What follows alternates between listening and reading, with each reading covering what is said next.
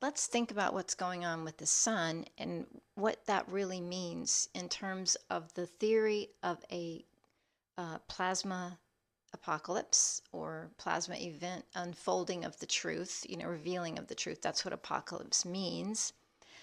And how it will affect us as human beings. Now, a lot of people are afraid of crossing over. They're afraid of letting go. And that's the whole point. That's what's wrong with humanity. They're attached tightly, and their grip, their tight grip, is what causes suffering in the world.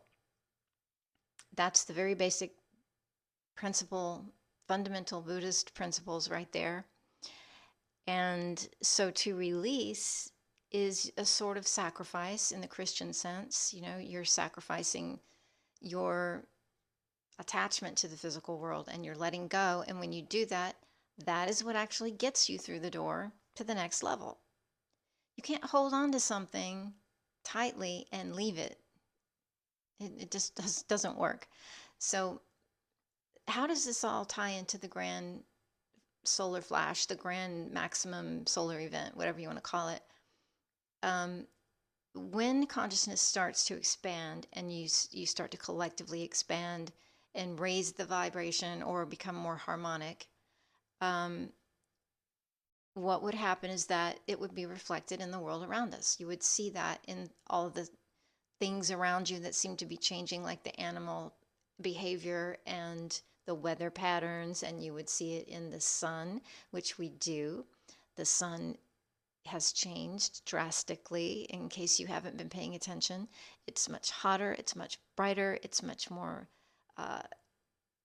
it has it's a different kind of light. And everybody that is awake can feel it and see it, and they know that something's happening. Now, a lot of people say there is an artificial sun and something that is in front of the sun that's causing it to do that. But we don't actually know if there is something up there, which there probably is. We don't actually know what it's doing. And we don't know if that's what's causing the sun to appear to be so magnified, or if it's something else. It's maybe harvesting the energy of the sun. We just don't know. So we can't really speculate. We can only speculate to a degree.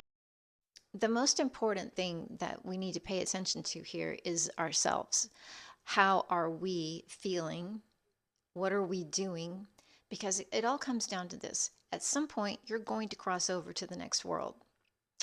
And when you do, it could be instantly in a flash, or it could be the old-fashioned way where you trip on your kid's toy.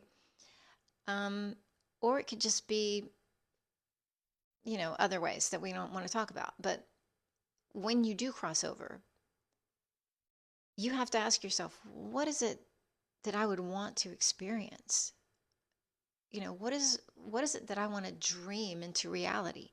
Because that's what we are. We're consciousness having a dream.